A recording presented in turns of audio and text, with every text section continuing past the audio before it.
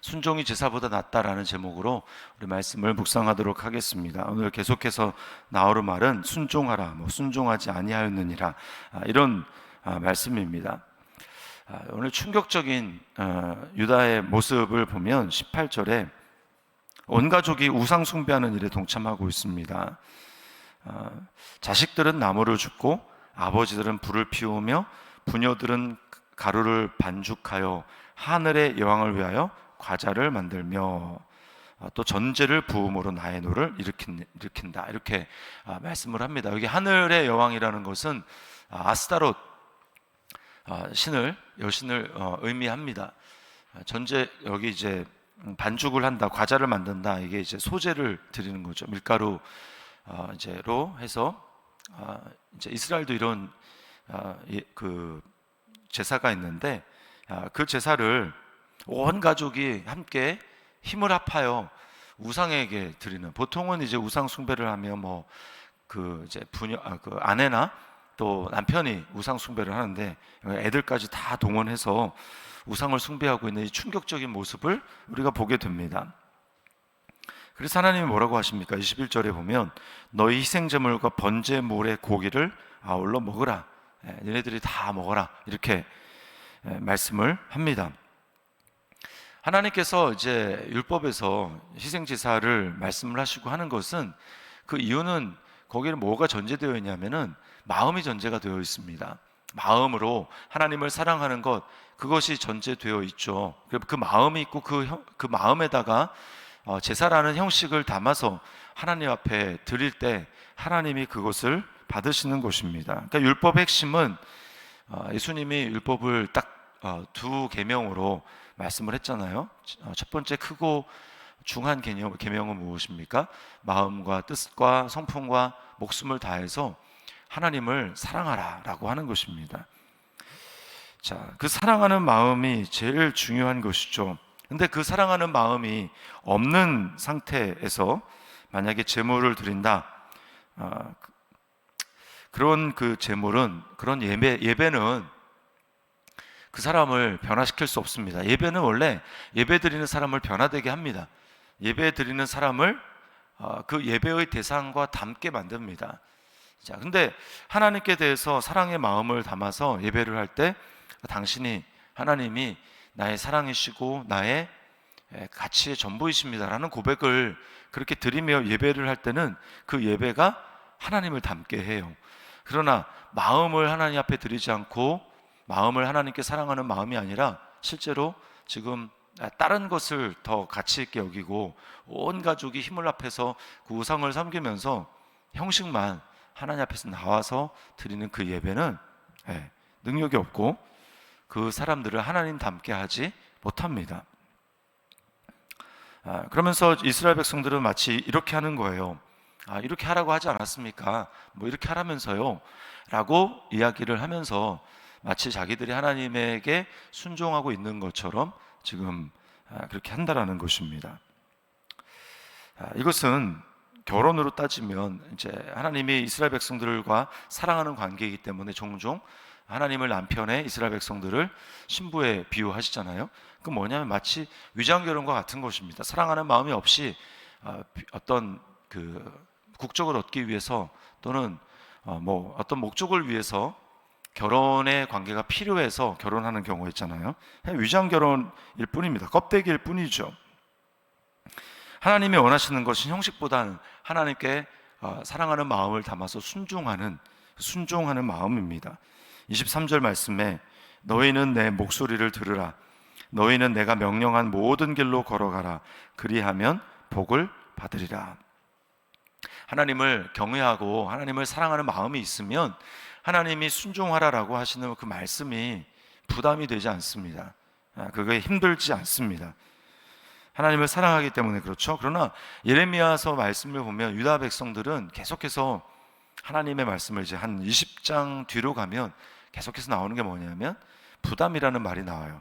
세 번역 성경의 워딩입니다. 23장 34절 말씀에 보면 세 번역이 이렇게 되어 있습니다. 또 부담이 되는 주님의 말씀이라는 말을 사용하는 예언자나 제사장이나 백성이 있으면 내가 그 사람과 그 집안에 벌을 내리겠다고 하여라. 자, 요거를 개역개정에서는 부담이 되는 주님의 말씀, 이 말을 뭐라고 했냐면 여호와의 엄중한 말씀. 그러니까 그 여호와의 엄중한 말씀이라고 하면은 우리는 그 말씀이 그렇게 당연한 거 아닌가? 라고 생각을 하지만 실상은 뭐냐면 부담이 되는 하나님의 말씀이라는 거예요. 부담이 되는. 그걸 입으로 달고 살았습니다. 그러면서도 백성들이 이제 예레미야에게 부담이 되는 여호와의 말씀이, 하나님의 말씀이 뭐가 있었습니까? 이렇게 물어본다라는 거죠. 그렇게 말을 하기 때문에 망한다라는 것입니다. 하나님의 말씀은 부담스러운 게 아닙니다. 하나님의 말씀은 부담이 아니고 그대로 행했을 경우에 우리에게 형통과 생명과 복을 주는 말씀인 것이죠. 자, 사울이 왕이 되고 초대 왕이 되고 이제 블레셋과 전쟁을 벌이게 될 때 그때 사무엘 선지자가 사울 왕 보고 이제 내가 곧 올 텐데 일주일 안으로 올 텐데 나를 기다려라 이렇게 이야기를 합니다. 그런데 일주일을 거의 이제 꽉 채워서 기다려 가고 있는데 사무엘 선지자가 나타나지 않습니다. 근데 백성들, 소집한 백성들, 군사로 모집한 그 백성들은 하나씩 둘씩 다 이제 앞에 있는 블레셋과의 전쟁에서 두려워서 다 이제 자리를 이탈해서 도망가고, 블레셋 사람들은 많고 사무엘은 안 오고 마음 가운데 막 조급한 마음이 들었습니다. 그래서 결국 어떻게 합니까? 제사장만 집전할 수 있는 그 제사를 사울 왕이 하나님 앞에 제사를 드립니다. 그 동기는 전쟁을 이제 곧 해야 되겠는데 사무엘 선지자가 안 오니까 나라도 제사를 드리고 하나님께 예배를 희생 제물을 드리고 그래야 전쟁을 해야 하나님이 나와 함께 하시지 않을까, 이런 생각 때문에 그렇게 한 것이죠. 근데 이제 제사를 지낸 그 바로 다음에 사무엘이 왔습니다. 사무엘 선지자를 통해서 하나님이 뭐라고 말씀합니까? 사무엘상 15장 22절 말씀에 사무엘이 이르되 여호와께서 번제와 다른 제사를 그의 목소리를 청종하는 것을 좋아하심같이 좋아하시겠나이까? 순종이 제사보다 낫고 듣는 것이 숫 양의 기름보다 나으니. 순종, 제사 제사 아무리 중요해도 순종보다 나을 수 없다라는 것입니다. 하나님이 원하는 건 결국 네가 순종했느냐라고 하는 것으로 판가름이 되는 거예요. 사단은 어떻게 합니까? 끊임없이 타협하게 만듭니다. 우리로 하여금 하나님의 말씀의 기준이 계속 타협되도록, 계속 뒤로 물러지도록 형편과 상황을 보면서 그렇게 타협하게 만들어요. 그러면서 끊임없이 합리화하게 합니다. 이제 한 뒤로 일부 후퇴하고 그 다음에 합리화합니다. 그리고 또 후퇴하고 또 그 상황에 맞춰서 합리화합니다.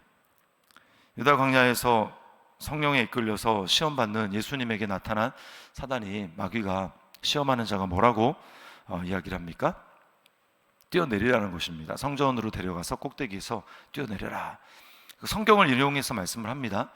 시편의 말씀을 이용해서 뛰어내리면 천사가 발이 땅에 닿지 않도록 하나님이 너를 보호하실 것이다, 이렇게 이야기를 하죠. 말씀을 근거로 해서 이야기를 합니다. 우리는 하나님의 말씀을 인용을 하거나 하나님의 말씀을 들이대면 그것이 곧 하나님의 뜻인 것처럼 우리는 착각을 할 때가 참 많이 있습니다. 그러나 꼭 기억할 필요가 있습니다. 사단도 말씀을 가지고 이야기를 한다. 어떤 말씀이 떠올랐다. 그게 곧 하나님의 뜻이 아닙니다. 어떻게 그것을 분별할 수 있습니까? 그것이 세상의 길을 가는가 아니면 주님의 길을 가는가. 주님의 길은 결론은 십자가입니다. 십자가. 세상의 길은 아무리 이제 중간의 과정이 어떻다 할지라도 결국은 자기 영광이에요. 이 길의 끝이 자기 영광인가, 내 영광인가, 아니면 하나님의 영광이고, 그리고 십자가에서 나를 부인하고 내가 죽어 하나님이 드러나는 것인가 라고 하는 것입니다. 결론이 그거예요. 예수님은 마가복음 10장 45절에 인자가 온 것은 섬김을 받으려 함이 아니라 도리어 섬기려 하고 자기 목숨을 많은 사람의 대속물로 주려 함이니라. 그래서 주님의 결론은 결국은 뭐였습니까? 십자가에서 내 뜻대로 마시고 아버지의 뜻대로 되기를 원하나이다. 이것이 주님의 결론입니다. 그러므로 이 딱 그 결론을 놓고 그 십자가를 딱 놓고 내 앞에 딱 놓으면 이게 하나님의 말씀 같지만 말씀을 가지고 내 뜻을 이루도록 하는구나 라고 하는 것인지, 아니면 이 하나님의 말씀으로 정말 나를 죽여 하나님의 뜻을 이루려는 것인지 우리는 명확해질 수 있어요. 십자가입니다. 십자가. 믿음의 길은 그리스도 안에서 그리스도를 따라가는 삶입니다. 우리도 똑같이 고백해야 돼요. 말씀을 주장하지만 그것이 그리스도를 따라가는 삶이 아니라면 그것은 하나님의 뜻이 아닙니다. 순종은 내 뜻대로 하려는 나의 욕구가 죽는 것입니다. 그렇게 할 때 나를 통해 하나님이 드러나는 것입니다. 나를 통해 하나님의 영광이 나타나는 것입니다. 자, 우리 자신에게 적용해 보겠습니다. 질문해 보겠습니다. 순종이야말로 하나님이 가장 기뻐하는 예배임을 알고 있습니까? 차선이라는 이름으로 최선의 순종을 타협하려고 하는 것은 무엇입니까?